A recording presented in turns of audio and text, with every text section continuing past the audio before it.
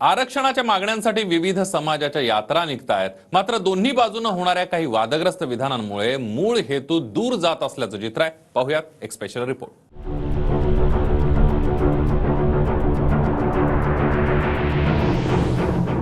जरांगे पाटलांच्या आंदोलनानंतर धनगर आरक्षणासाठी पडळकर तर आदिवासी ते धनगर आरक्षण नको म्हणून आदिवासी आमदारांनी यात्रा सुरू केल्या.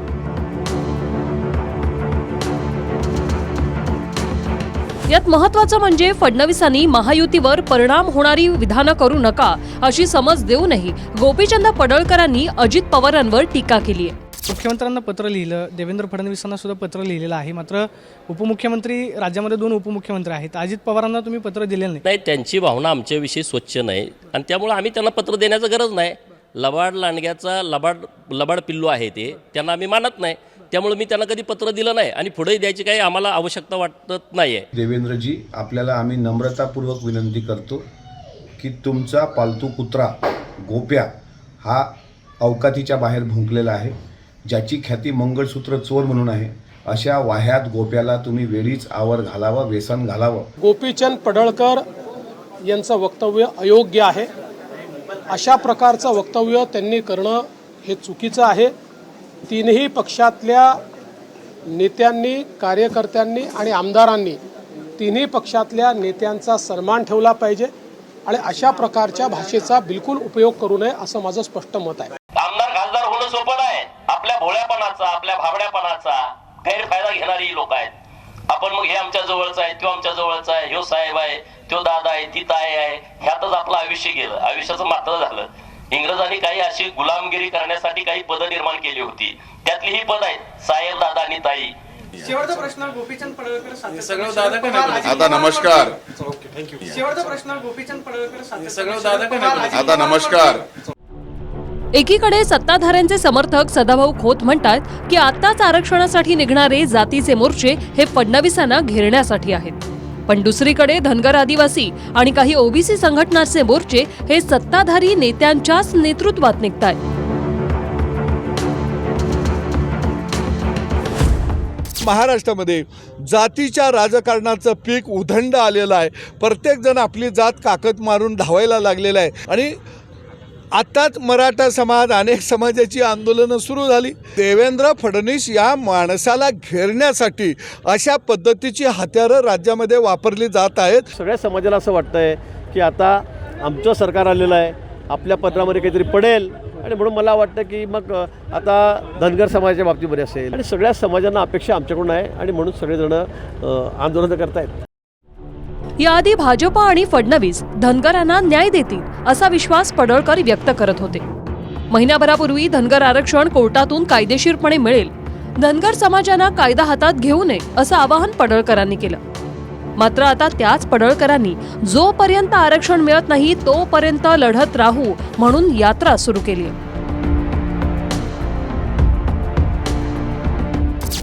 आपण धनगर आरक्षणाची लढाई कायदेशीररित्या उच्च न्यायालयामध्ये लढतोय आणि त्याबाबत वेळोवेळी जे काही आम्ही मागितलं ते सर्व सहकार्य माननीय देवेंद्र फडणवीस साहेबांच्याकडून मिळत आहे. आणि मी खात्रीनं सांगतो की श्री मल्हारी मार्तंड खंडोबाच्या आशीर्वादानं नक्कीच आपल्याला यश मिळेल. देवेंद्रजी फडणवीस साहेबांनी आम्हाला जी मदत केलेली आहे, आता केस चालवण्याच्या बाबतीमध्ये सुद्धा मागच्या 3-4 महिन्यामध्ये 2 डॉक्युमेंट फार महत्त्वाचे होते, जे हायकोर्टामध्ये दाखल करणं गरजेचं होतं. ते सरकारनं मदत केलेली आहे मोठ्या प्रमाणामध्ये आणि आम्ही आता एकदम निकालाच्या जवळ आलो आहे, अंतिम टप्प्यामध्ये. मागं जर केस चालली असती तर मागच्या महिन्यातच हा निकाल झाला असता. 1-2 महिन्यामध्ये निकाल लागू शकतो. मी तुम्हाला सांगतो की तुम्ही सगळे जर एकत्रित आला तर या राज्य सरकारला धनगरांच्या आरक्षणाची अंमलबजावणी करावीच लागेल. कोर्टात जे काय व्हायचं ते उद्या. आता धनगर आरक्षणाचा नेमका मुद्दा काय आहे हे समजून घ्या. धनगर समाजाला महाराष्ट्रात एनटी प्रवर्गातून 3.5% आरक्षण आहे. मात्र आम्हाला एसटी प्रवर्गातून आरक्षण मिळावं अशी धनगर समाजाची मागणी आहे. केंद्र सरकारच्या सूचीमध्ये धनगड नावाच्या जातीला एसटी प्रवर्गातून आरक्षण मिळतं, पण धनगर आणि धनगड एकच आहेत का या मुद्द्यावरून आरक्षण प्रलंबित आहे. धनगर आणि धनगड एकच आहेत याबाबत 2018ला फडणवीसांनी केंद्राला पत्र पाठवलं होतं. मात्र अद्याप केंद्र सरकारनं त्याबद्दल भूमिका घेतलेली नाही. जर केंद्र सरकारनं धनगर आणि धनगड हे एकच असल्याचं स्पष्ट केलं तर धनगर आरक्षणाचा मार्ग मोकळा होऊ शकतो. दुसरीकडे 2019 मध्ये फडणवीस सरकारनं मुंबई हायकोर्टात धनगर धनगड एकच असल्याचं प्रतिज्ञापत्रही दिलंय. मात्र अद्याप कोर्टात त्या प्रतिज्ञापत्राबाबत फार काही स्पष्टता मिळालेली नाही. पुन्हा एकदा पडळकरांनी जे आहे ते वक्तव्य केलेलं आहे. पवारांवर वारंवार टीका होते असं वाटतंय. हे बघा, जे आमदार सत्तेत असतात, ज्यांच्याकडे अधिकार आहेत, त्यांनी काम करून घ्यायचं असतं, उगाच हवेत बोलायचं नसतं. आणि यांच्यावर बोलून मी आपल्या सर्वांचा वेळ घेणार नाही आणि खास करून हवेत बोलणाऱ्या लोकांबद्दल मी काय बोलू इच्छित नाही. धनगर आरक्षणाच्या यात्रेबरोबरच आदिवासी समाजानं ही यात्रा काढली. पडळकरांच्या आरोपांनुसार विरोधक जातींमध्ये भांडणं लावण्याचं काम करतायत. मात्र ज्या आदिवासी नेत्यांनी धनगरांना एसटी मध्ये सामावण्यास नकार दिला त्यापैकी प्रमुख चेहरे हे सत्ताधारीच आहेत. प्रमुख चेहऱ्यांमध्ये भाजपचे नेते आणि मंत्री विजयकुमार गावित यांनी धनगरांना एसटीतून आरक्षण देण्यास नकार आहे. अजित पवार गटाचे नेते नरहरी झिरवळांचाही विरोध आहे. अजित पवार गटाचे आमदार किरण लहामटे यांचाही एसटीतून धनगरांना आरक्षण देण्यास विरोध आहे. मात्र पडळकरांच्या आरोपांचं बोट विरोधकांकडे आहे. मी याच्यापूर्वी जाहीर केलेलं आहे की कुठल्याही समाजाला आदिवासीमध्ये समावेश करणार नाही.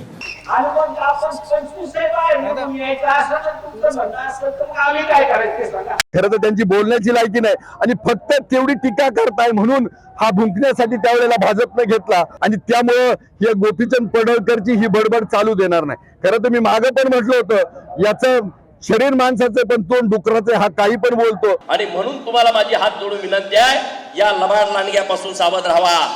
हा लबाड लांडगा आपल्या जातीमध्ये विष पेरायचा प्रयत्न करतोय, जातीमध्ये भांडण लावण्याचा प्रयत्न करतोय, समाजामध्ये तेढ निर्माण करण्याचा प्रयत्न करतोय.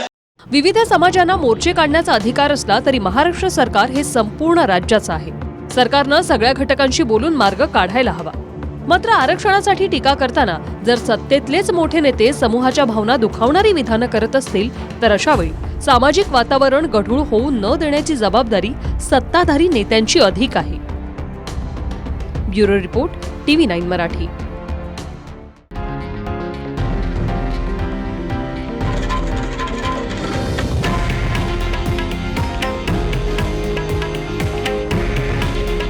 हे आहे देशातील नंबर 1 न्यूज नेटवर्क आणि आपण पाहत आहात TV9 मराठी. काळजी तुमची, हित महाराष्ट्राचं.